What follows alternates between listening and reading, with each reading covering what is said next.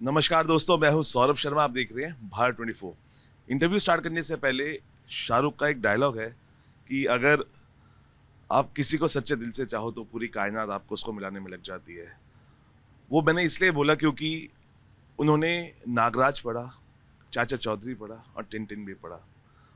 और जब आज वो अपने एक अलग कॉमिक लेके आए हैं तो आप समझ सकते हैं कि पूरी कायनात ने उनका कितना साथ दिया। मेरे साथ रिद्धि है, मेरे साथ अंशुमन है। आप दोनों का बहुत बहुत स्वागत है। Thank you for having us, Saurabh. Thank you. Riddhi, सबसे पहले सवाल आपसे, क्योंकि आपके परफॉर्मेंसेस को हमेशा से इमोशनली स्ट्रॉन्ग कहा जाता है। कितने इमोशनली स्ट्रॉन्ग आप हुए जब आपने अपना इस किरदार को कॉमिक में देखा? मैं बहुत एक्साइटेड हो गई और I mean it's a blessing right. मेरे लिए it's like a gift. I didn't know that इस अंशुमन के दिमाग में ऑलरेडी ये सारे प्लान्स थे। I had no idea when he came to meet me, which is actually a great thing because he didn't really give me carrots कि this is what you are going to get, this is what you are going to get, and I purely came on board just for the person he is, for the kind of work he wants to do. तो मुझे बहुत खुशी है कि आज अब अंशुमन मेरा दोस्त है तो मैं बोल सकती हूँ उसके सपने पूरे हो रहे हैं। और आपने जो कहा वो बहुत बड़ी बात कह दी आपने कि एक बच्चा जो कॉमिक बुक्स पढ़ता था उसकी खुद की कॉमिक जब बाहर आए तो वो बहुत बहुत बड़ी चीज़ है। तो I am very very I am so thrilled कि I am a part of this, and I want to thank him for coming to me for Akshara because he clearly had the plan in place.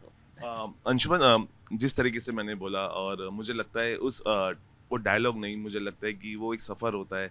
अगर आप सच्चे दिल से किसी को चाहो, आप चाचा चौधरी पढ़ते थे, आप फ़ैन थे, नागराज हम पढ़ते थे, टिन आप पढ़ते थे, और उसके बाद आज आपकी अपनी कॉमिक है। बहुत इमोशनल फीलिंग भी होती है लेकिन स्ट्रॉन्ग फीलिंग भी होती है। आपकी गट फीलिंग आज क्या है, क्योंकि आज आप खुद अपनी कॉमिक के साथ खड़े हैं? Honestly, थोड़ा अटपटा लगेगा एन अनपॉपुलर ओपिनियन, लेकिन मैं ऑलरेडी नेक्स्ट वाली की सोच रहा हूँ। मेरे लिए प्रोसेस बहुत मज़ेदार होता है किसी भी चीज़ का, और ये बहुत लोग समझ नहीं पाते। तो मेरे लिए क्रिएशन का सबसे मज़ेदार पार्ट होता है when I am actually creating it, और फिर वो एंड रिज़ल्ट भगवान के हाथ में है कि वो कहाँ जाएगा, क्या होगा। सो जिस दिन मैंने ये लॉक कर दिया कि ये प्रिंट कॉपी है एंड अजय को भेज दिया एट ओम पब्लिशिंग कि अब आप छापिए, for me I am of course very excited and happy that the audience will get it now. अब ये ऑडियंस का है, अब ये मेरा नहीं है, क्योंकि अब मैंने अपना काम कर दिया है। और अब मैं ऑलरेडी सोच रहा हूँ कि वो दूसरी वाली जो 100 पेजेस बन रहे हैं उसमें क्या क्या होना है। Same with the second film, अभी मेरा दिमाग उस पे है, बट बिकॉज ये अम्ब्रेला इतना बड़ा है एक एनिमल लवर विजिलेंटे यूनिवर्स का, उसको लेके मैं बहुत एक्साइटेड हूँ कि मुझे लगता है कि ये मेरे जीवन काल के बाद भी चलता रहेगा, which is something I'm very excited about, कि I'm going to leave a universe which hopefully other people who love animals and who love films and comics and games and animation will continue it beyond me. So मेरे heroes भी बचपन से ऐसे ही रहे हैं। मुझे किशोर कुमार पसंद हैं, मुझे ऐसे लोग जो मल्टीपल चीज़, आमिर खान पसंद है मुझे, जो स्टोरी टेलर्स हैं। तो I think every medium is a story telling medium. Acting का मुझे बचपन से शौक था, so I become a tool to tell the story, and with through these मुझे अब मौका मिल रहा है कि मैं अलग अलग मीडियम्स में कहानियाँ बोल सकूँ। क्लिंट ईस्टवुड, उनकी फिल्में मुझे बहुत पसंद है। वो एक्टर भी हैं, डायरेक्टर भी हैं, प्रोड्यूसर भी हैं। तो मेरे हीरोज़ हमेशा ऐसे लोग रहे हैं जिनका फोकस कहानी पे रहा है, और comic book is another way of telling the story. और आप ज़्यादा चीज़ें बोल सकते हो कि 2 घंटे का रिस्ट्रिक्शन नहीं है ना आप में फिल्म का। So the comic books of Lakadbaggha will have a lot more detail, उसमें आपको ज़्यादा किरदार पढ़ने को मिलेंगे, और होपफुली आप लोगों को मज़ा आएगा। भाई, we are adding new chapters to Lakadbaggha, लेकिन एक बहुत बड़ा चैलेंज होता है क्योंकि जो हमारी अब जनरेशन है, दे आर ऑन फोन्स, मतलब विजुअल माध्यम से अगर हम इसको दर्शाना। अभी कॉमिक आ गया है, are you planning for some visual medium also too, ताकि वो बच्चों तक भी रीच हो उसकी? आई थिंक ये कॉमिक बुक, जैसा रिद्धि ने कहा, उनके नेफ्यू ने, वो 9 साल के हैं, उन्होंने पढ़ा, star reviewer, he is a star reviewer. वो एक बट वो लिटमस टेस्ट है। ब्रिटेन के बेटे हैं, वो 8 साल के हैं, तो उन्होंने पढ़ के और बच्चे जो हैं ना बहुत रूथलेस ऑडियंस होते हैं, वो ये मैनिपुलेशन नहीं करते हैं कि आप कौन हो, क्या हो। मैंने बहुत किड्स थिएटर किया है, and it's really kept me in good state, क्योंकि आपको एज एन आर्टिस्ट अपनी कैपेबिलिटी का बहुत ऑनेस्ट फीडबैक ऐसे मिल जाता है कि आप कितना पानी में हो या नहीं हो। So I think this comic book is one medium that will hopefully reach out to kids.